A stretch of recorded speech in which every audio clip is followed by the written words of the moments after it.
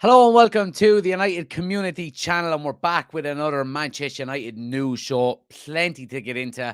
We're going to be talking Marcus Rashford. We're going to be talking strikers. We're going to be talking midfielders, defenders. Plenty to get into. Really looking forward to it. Make sure you get your comments and thoughts into the chat as well. Let's get into it.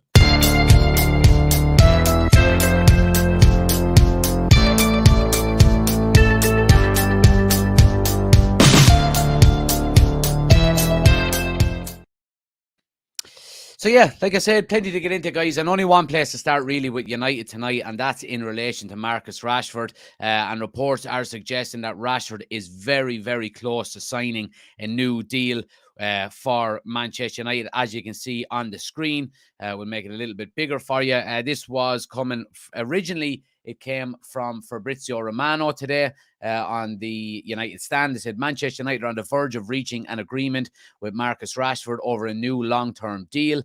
Negotiations are at the final stages. Rashford is very happy with Erik ten Hag. Final details to be sorted. Here we go soon. And then, of course, other journalists have been on it, like we can see here. Chris Wheeler has mentioned it as well from the Daily Mail. Close to signing a new long-term contract at United. Negotiations are in the final stages, and both sides are confident the deal will be completed soon. So, look, I mean, it's good news, from a Manchester United standpoint, from, Rashford and from Erik ten Hag. I'd say he's, very happy with it. I think this was one of the most important, I suppose, you could nearly put it down as a transfer in the summer, because Rashford has 1 year left on his contract. And if you don't get him tied down to, a new deal this year, then he is, potentially in December, if you don't give him what he wants, he says, no, look, I'll hold on and I'll see what's out there for me. And then all of a sudden, the phone starts to ring for Rashford, come January, when clubs can come in and offer you pre-contracts. So, look, I think it's important that we get him tied down. It looks like it's going to be a long-term deal. Fabrizio Romano was saying it's either going to be a 4+1 or it's going to be a 5-year deal, just outright. United do like to do the whole 4 years plus the option of a fifth, if they choose to do so. So, I mean, look, it's positive, and I'm really happy with it. I have to say, obviously Rashford. Reports are suggesting that he's going to be the highest paid player at Manchester United. It's more than likely going to be a double your money scenario for Rashford. And is it justified? I mean, you're scoring 30 goals in one season and you've got a year left on your contract. I think every which way the ball is in Marcus Rashford's court. It really is. I don't think he was ever going to leave. We've heard of reports in the past linking him to PSG, and supposedly his brother went there for meetings, whatever. But I always thought he was going to sign a new deal at United, and happy days. It's probably going to be, Luke says it in the chat there, yeah, and it's probably going to be 350k a week. Now, we only heard a couple of months ago that Manchester United were looking to implement a salary cap within the club, and Erik ten Hag is keen to do that, and I think it's a good thing. I really do. But this obviously contradicts that, and if Marcus Rashford is going to be getting £375,000 a week, which is astronomical money, and we sign Harry Kane, for example, if we do sign Harry Kane or a Declan Rice or, any top tier player, they're going to be coming in and saying, well, you're giving Marcus Rashford 100 grand a week, or 375 grand a week. I'm not going to settle for 100 or 150. So whether it's 375 grand a week straight up, or whether we'll give you a base salary of 200 grand and then we'll give you very achievable bonuses and add-ons, like your goals, your appearances, things like that, to make it up to the 375, maybe so. But look, it's good news. It really is good news, I have to say. Let's see what some people are saying in the chat here. Luke says, does a salary cap not in some way stop superstars coming to the club? Yeah, well, again, that goes back to what I just said there as well, Luke. You can have a salary cap and you can give players bonuses and you can give them appearance fees and you can give them whatever it may be, you can pay them to train. There's so many different things you can add onto a contract. So I do think it's important that we have some,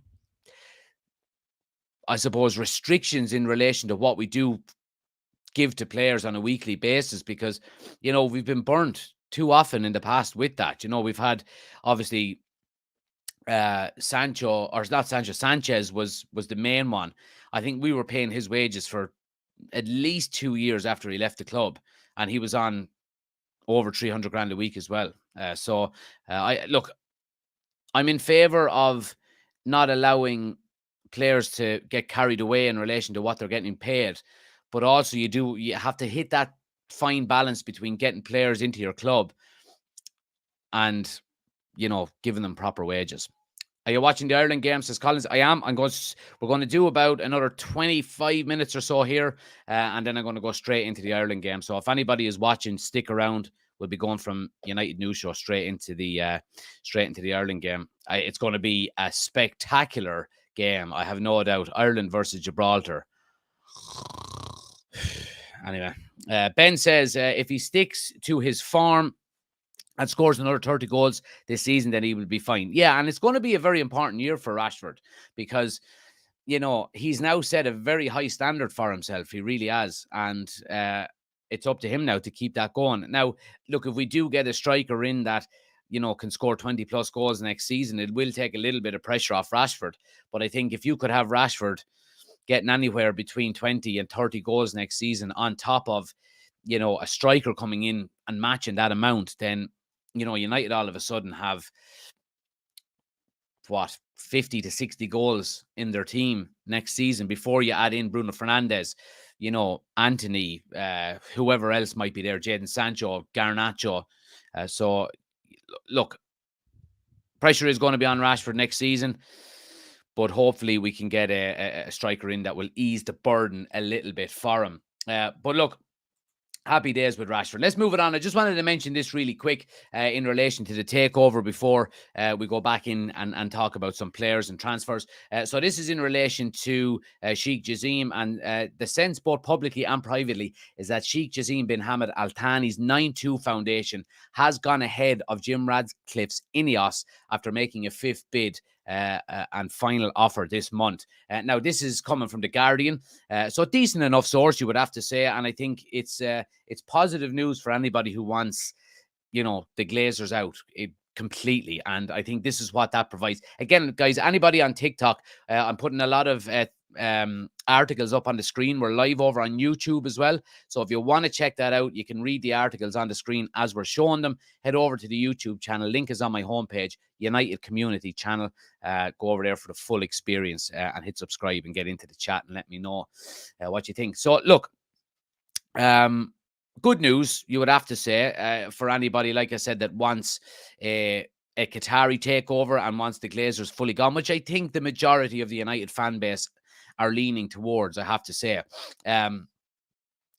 Look, you're going to need an awful lot of money now to be challenging your cities and your Newcastles in the future and things like that. And some people may agree, some people may disagree. I've heard people saying that they will never watch Manchester United again, as if they're state-owned, and if the Qataris come in and take over Manchester United. And I wouldn't begrudge anybody for doing that. I really wouldn't, because everybody is entitled to their own opinions.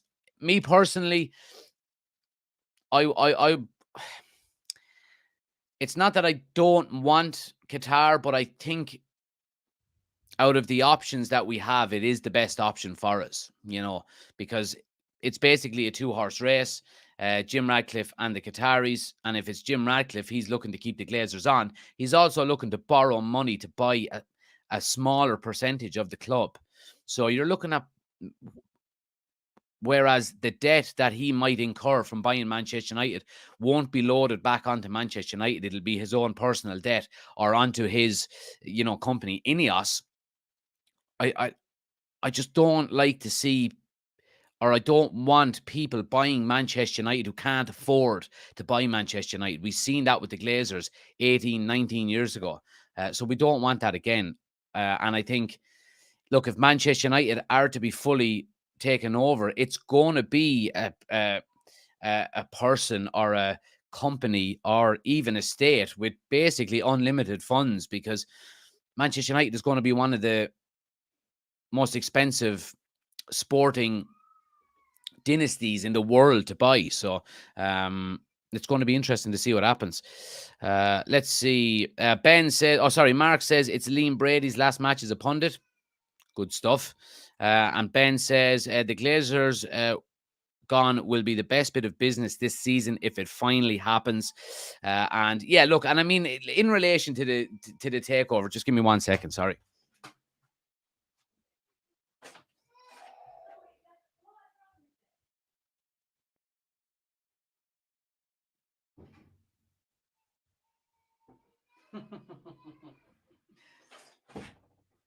Little one is having an absolute meltdown. But anyway, in relation to the takeover, obviously it's dragging on and it's dragging on and it's dragging on. I don't think that if we get Manchester United taken over in the next couple of weeks, I don't think it's going to have a massive impact on our transfer window this summer anyway. I think the only way I think we could have,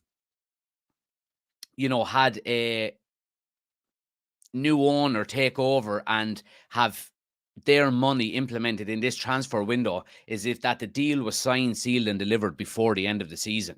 I think, look, we're talking now between 5 and 8 weeks from when the Glazers decide who they're selling to till when the club is actually handed over. So, look, I don't think it's going to be. I don't think we're going to get the transfer window that some people are expecting with, the Qataris coming in and instantly we have unlimited money. We've also got financial fair play to consider. And I think, we have to be diligent in that as well. Okay, we might be getting taken over by Qatar, but we don't want to end up like Man City and these charges against you and cooking the books and all of this kind of stuff. You do want to do it right. And I think Manchester United are very self-sustainable anyway. I mean, we've seen the amount of money we've spent over the last 10 to 15 years, and the Glazers haven't put their hand in their pocket once. So Manchester United is very sustainable, self-sustainable. And I think if the Qataris come in, what I want to see more than anything else is competent people being put into certain roles. It's pretty obvious that we're not good negotiators. We're dragging our heels already this transfer window in relation to signing players. We've seen, and we'll get into it, we've missed out on a centre back already by the looks of it. And that's down to people that are in charge at the moment. The Glazers are not brokering deals for players. They've got people hired at the club to do that. They're not doing a really good job at it. I mean, if you look at last summer and the panic buying that we done at the end of the summer, we had Arnold and Murta traveling around Europe trying to get deals done last minute. And all of it already this season, we're seeing other clubs that are already putting plans in place to have players signed already, so that's what I want to see out of new ownership more than anything else. I want to see competent people being put into areas that we can look at growing and expanding and, getting players in and really, really building the club and getting it back to where it needs to be. Let's see. Luke says, "What are your thinking about strikers? Now Spurs don't want to sell within the Premier League."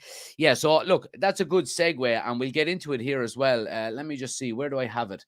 So let's talk about Rasmus Hojlund, and in relation to a striker. Obviously, it's a key area for Manchester United this summer. And as stated here again, this is Fabrizio Romano. Rasmus Hojlund is pushing to join Manchester United. He would be open to other clubs should they come in with an offer, but his priority is Manchester United. Now, this goes back to what I've been saying, is that Manchester United need to get their act together and not lose out on another player by just being slow. Oh, well, we don't really know what money we have, and we don't really know how we want to spend the money we have. And do we want to invest it all here, or do we want to invest a little bit here and a small bit there? And they just need to get their act together. They need to get the job done. Hojlund is outright saying, I want to join Manchester United. Scott, thanks for the gift. He's outright saying, I want to join Manchester United. And we need to pounce, and we need to pounce quickly. Now, I do understand that, Atalanta are putting a £70 million price tag on his head, whereas 3 or 4 weeks ago, before United were linked with him, it was 42 or 43 million. So it's the United tax coming in. I think what Atalanta are doing is they're doing a Chelsea on it with Mason Mount. They're going high and we're going low, and we'll meet somewhere in the middle. We'll probably meet at about 55 million to 60 million, I would say, for him. But is that overpaying? I think so. But it seems to be a common trend with Manchester United. Anytime we're in for a player, there's 20 or 30 million slapped on top. So let's see what happens. Now, we do have competition, as you can see here. So Bayern Munich are also looking at Rasmus Hojlund. He is a target and he's on the short list of strikers. And this is coming from Christian Falk, who's from Sport Bild. Now, look, I mean, regardless of the area you're looking to strengthen, it seems to be a common theme throughout the top clubs in Europe this season. Strikers are in hot demand and midfielders are in hot demand.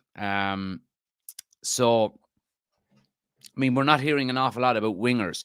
We're not hearing an awful lot about fullbacks from any clubs, really. We're not hearing an awful lot about centre-backs. There's one or two. Obviously, we're in the market for one as well. But we've already seen Bayern Munich more than likely pip us to the post on one player.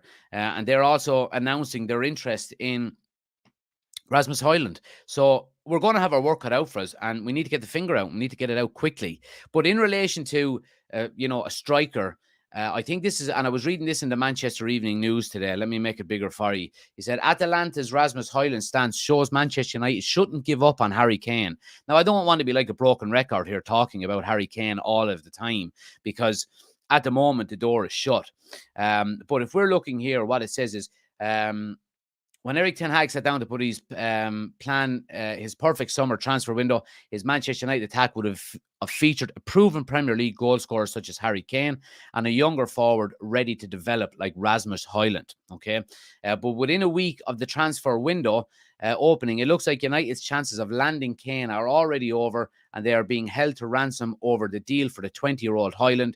United would have expected to pay 86 million to sign Kane, not a 20-year-old still learning the game, and it's very important. That is a very, very important statement there, because I think Manchester United should not fully shut the door from Harry Kane. I think it's pretty obvious that Harry Kane's only way of leaving Spurs this season is probably to put in a transfer request.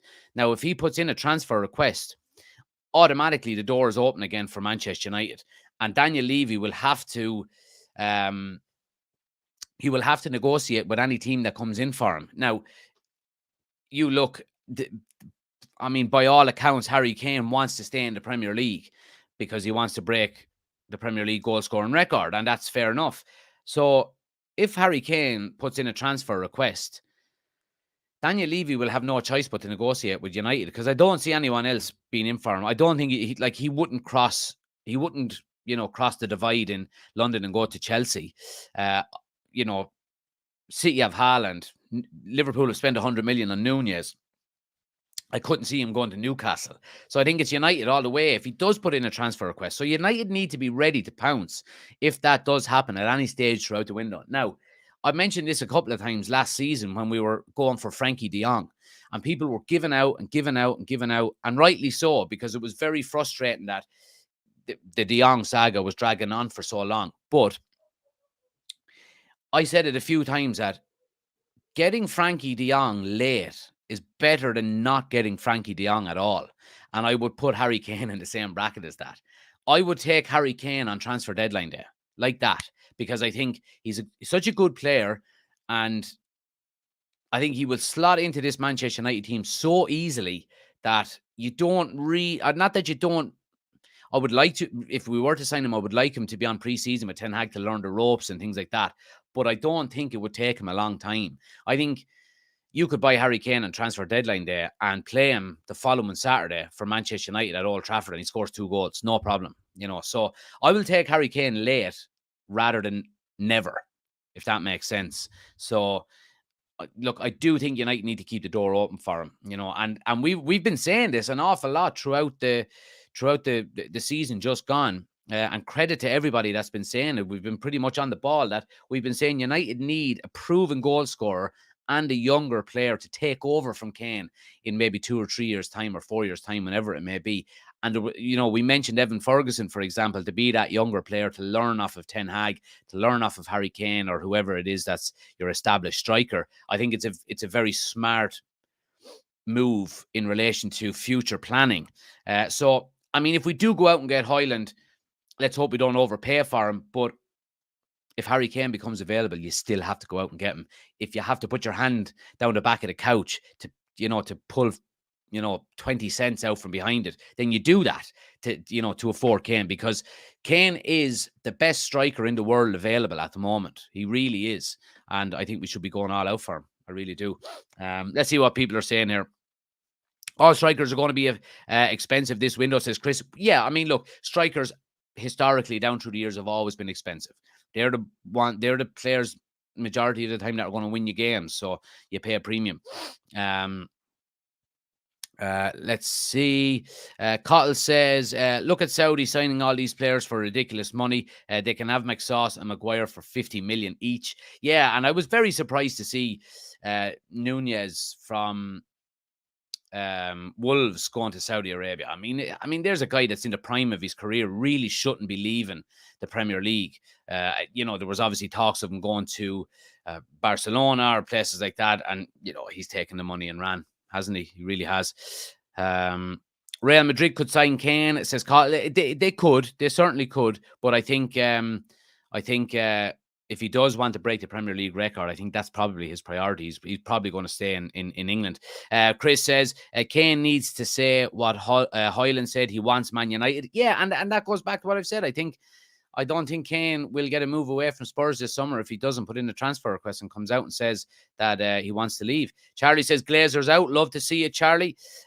Chris says, Kane is a pipe dream this window.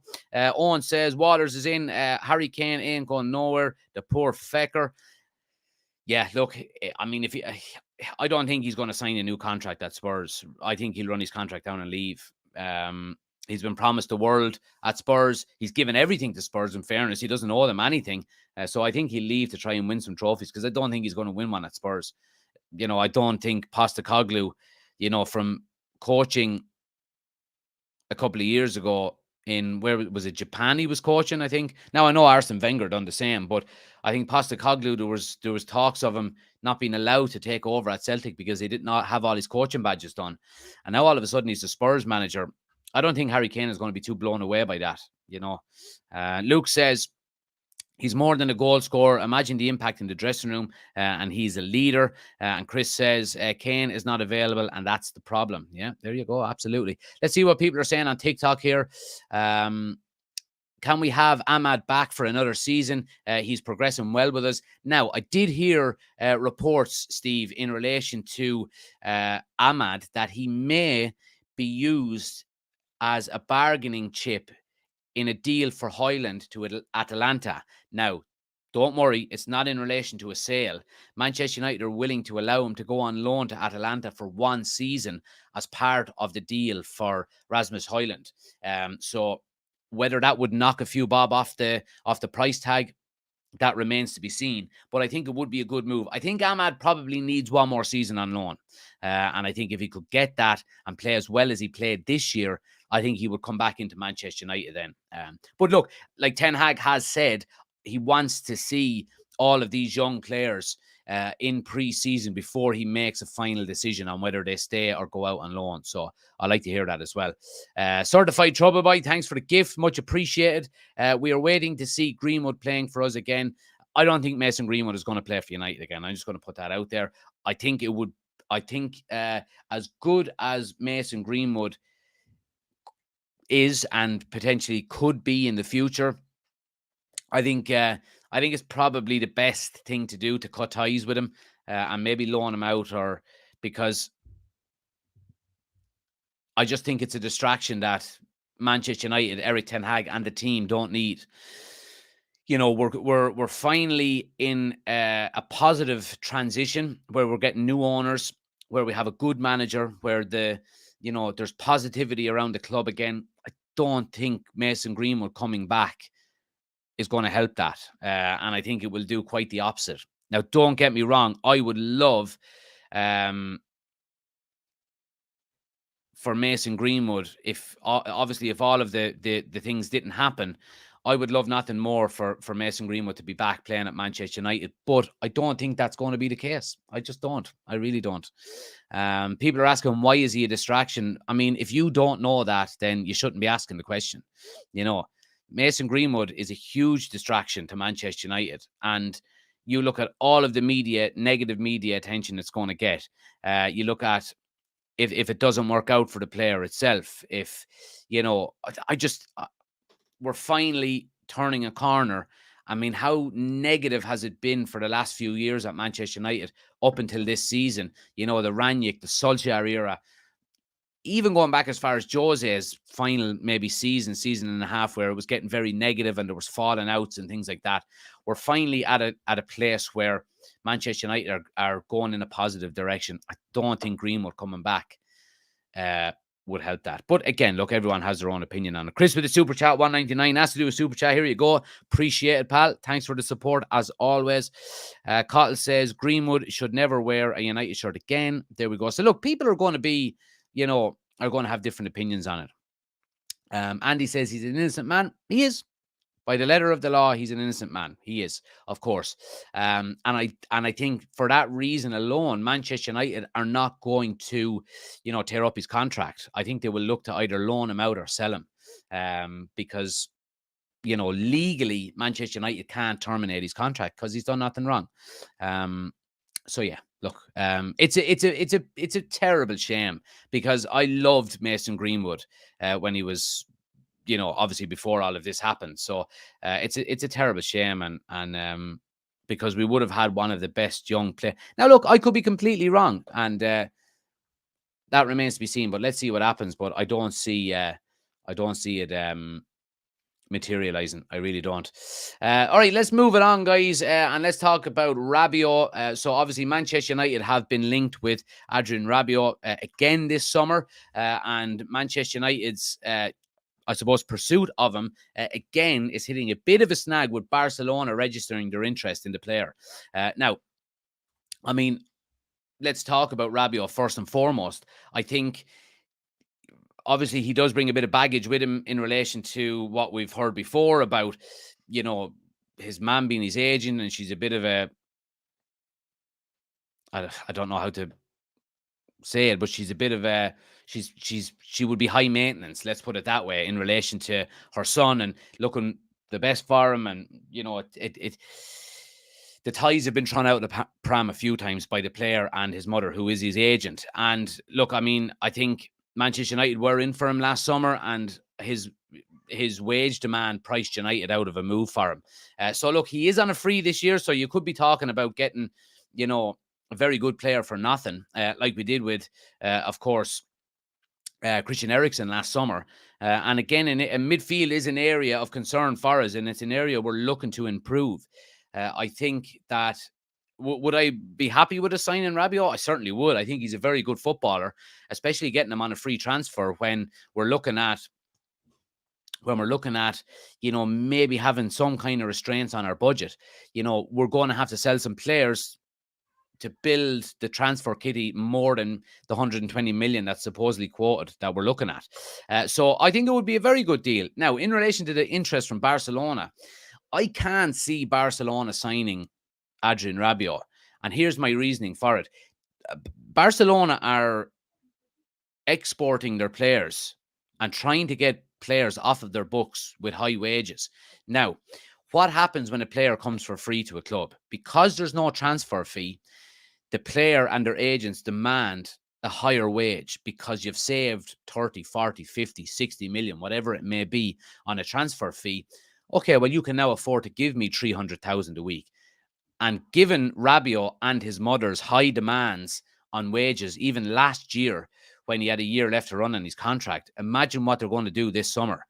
So I don't see him going to Barcelona because of that reason and the money constraints that they see themselves in. But I also have to reiterate that United can't be caught with their pants down here either, because we don't want to be signing Rabiot on a free contract and then giving him 300 grand a week when he doesn't really deserve it. He's not that type of player. It's going to be interesting to see what kind of wage demands they do look for if that ever comes to the surface. But I think on the whole, I would be happy with Rabiot as a signing, especially as a free contract or as a free transfer. Chris with the super chat says, bring Hojlund, Mount, Rabiot, Disasi and Onana. Appreciate the super chat again, Chris. Luke says, weapon is the word you're looking for. Cottle says, get Rabiot in my future champs red picks yesterday. Class player on FIFA, so he must be good in real life. Absolute weapon she is, says Luke. Paul says, come to Chelsea, David De Gea. Yeah, there you go. I know Sheen is in as well. He said, I heard Rabiot's ma walked out of Old Trafford because of the state it's in. I wouldn't be surprised. I really, really wouldn't be surprised. Anyway, let's move it on.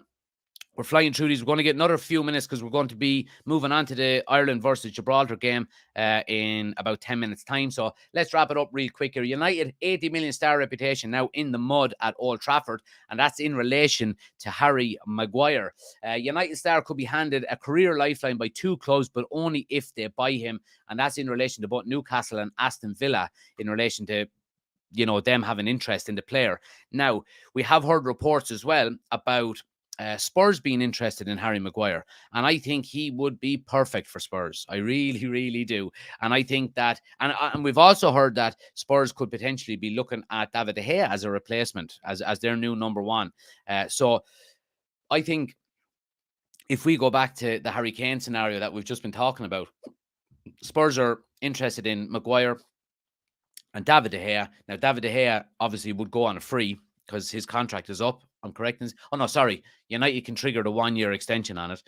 But United need to be going to Spurs. Look, we will give you Harry Maguire and we will give you David De Gea. Just give us Harry Kane.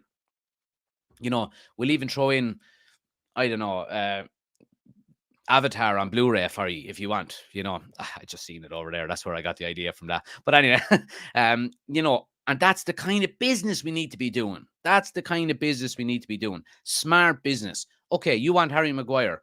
Here you go. Take him. Throw David De Gea in as well. And we might give you maybe 10 or 20 million on top for Harry Kane. And Bob's your uncle. Mary's your aunt. See you later. United win the Premier League next season. So, I think that's the kind of business we need to be doing.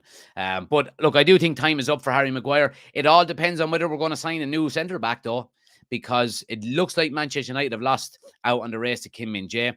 Again, this goes back to the inability for United to get deals over the line quickly. But Bayern have moved fast. They've got offers in place for agent fees. They are going to trigger the release clause on the 1st of July. Now, United could still do that as well, but Bayern seem to be well advanced in relation to, salary and, fees and all that kind of stuff as well. So we're going to have our work cut out for us there. However, Manchester United have been looking at alternative options for a centre-back, and it's in relation to Axel Disasi. So Manchester United have had some contact with Axel Disasi's representatives ahead of potentially lowering the Monaco star to Old Trafford. Obviously, this has been said by Fabrizio Romano. Red Devils boss Erik ten Hag has set his sights on strengthening his options after qualifying for the Champions League. So look, I mean, again, this is positive news. I do like this player, I have to say, Disasi, and like I said, it is a very good. He would be what age? I think he's 25. Is he? Let me see. Does it say it here? Yeah, the 25-year-old's arrival. Now, would he come in as a main starter over the likes of Varane? I'm not 100% sure, but it would be a good alternative option for United to have. And it's an area that we need to improve. It really is. So, look, there's a lot of things to be said and there's a lot of progress to be made on some of these. But again, I just want to get that first deal over the line. I really do. Just get the first deal over the line. We haven't seen even a player sold yet. Now, I know that the transfer window is only open, 5 days? But we need to be getting players off the books, and we need to be getting them off the books fast, in fairness. And And finally, guys, I just want to finish on this before we head over and watch the Ireland game. Just bear with me 1 second, actually, because what I will do is I will put so anybody watching on YouTube, if you want to stick with us, you'll automatically move over to the Ireland game. So let me just save that there. Perfect. Right, so just let me finish up with this. So 40 million star has now almost decided to leave Old Trafford, and this is in relation to Donny van de Beek. According to respected journalist Romano, Van de Beek is set to explore his options in the coming weeks and could be on his way out of Manchester United. Now, look, I think as much as I like Donny van de Beek, I have to say, I think it is time for him to move on. I mean, he's had numerous managers now that can't get a tune out of him. He's been out on loan and it didn't go successfully. And his previous manager now, who previously got the best out of him, can't get a tune out of him either. Of course, he's been troubled with injuries as well. But look, I mean, if you're talking about 40 million for Donny van de Beek, take that money and reinvest it as quickly as possible, because he is a player that we could get some decent money for and reinvest and look to strengthen. There can't be any, loyalty here when it comes to players. If you're not good enough, it's time to move on. Thank you for your service, and well done, but it's time to go. And I think Donny falls into that bracket with the likes of Maguire, Martial, McTominay, even maybe Jadon Sancho. I still have a question mark over him. I'm still so undecided on him. But anyway, guys, we're going to leave it there. Okay, I really appreciate everybody watching. Thanks for tuning in. If you haven't done so already, please hit the like button, hit the thumbs up button for me. It helps the channel out an awful lot. If you're new to the channel, make sure you hit the subscribe button on YouTube. We're on the road to 4,000. If you're new to the TikTok channel, please do hit the follow button. On the road to 40,000 followers. It's been an amazing couple of days on TikTok. We've gained about, I think, 5,000 followers in the space of 2 or 3 days. So it's been phenomenal. Make sure you're hitting the follow button. Anybody watching on YouTube, stay where you are. We're going right over to the Ireland game. You'll automatically move into the lobby of that now once I end this stream. I'll be back on in about 3 or 4 minutes. I just want to get set up here. But thanks for watching, and I'll see you tomorrow. Take it easy.